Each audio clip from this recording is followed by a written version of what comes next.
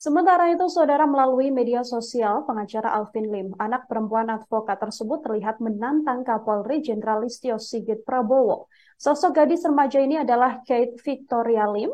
Dalam pernyataan di media sosial tersebut, Victoria Lim menantang Kapolri Jenderal Listio Sigit untuk berdebat demi mempertanyakan keadilan dalam perkara hukum yang menjerat sang ayah. Selain secara terbuka lewat media sosial, Kate juga menyampaikan tantangan debat lewat surat resmi yang dilayangkan ke Mabes Polri. Victoria Lim menyatakan genderang debat ini dilakukan karena tak percaya lagi dengan proses hukum lewat pengadilan. Menurutnya, sesuai Undang-Undang Advokat, pengacara punya hak imunitas ketika sedang menjalankan tugasnya membela klien. Sehingga sesungguhnya, menurutnya Alvin Lim tak bisa dipidanakan. Ia mengaku tak gentar menantang debat orang nomor satu di Korps Bayangkara tersebut karena segala resiko siap dihadapi demi membela sang ayah. Diketahui Barreskrim Polri sendiri telah resmi menetapkan Alvin Lim sebagai tersangka.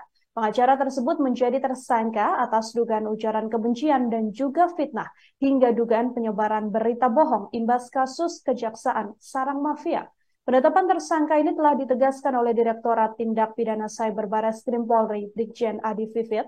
Penetapan tersangka terhadap Alvin Lim dilakukan seusai melakukan tahapan penyelidikan dan juga penyidikan. Setidaknya 20 orang saksi sudah diperiksa dalam kasus ini, termasuk 8 saksi ahli yang telah memberikan keterangan soal pernyataan Alvin Lim terkait Kejaksaan Sarang Mafia.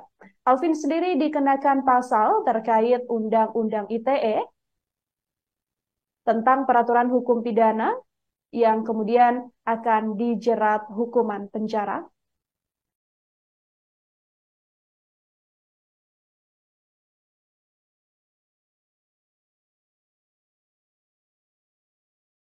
Saya, Kate Victoria Lim selaku warga negara Indonesia dengan ini menantang Bapak Kapolri untuk berani berdebat hukum terkait dengan kasus ITE ayah saya. Beranikah Bapak Kapolri yang terhormat mendebatkan hukum terkait kasus ITE?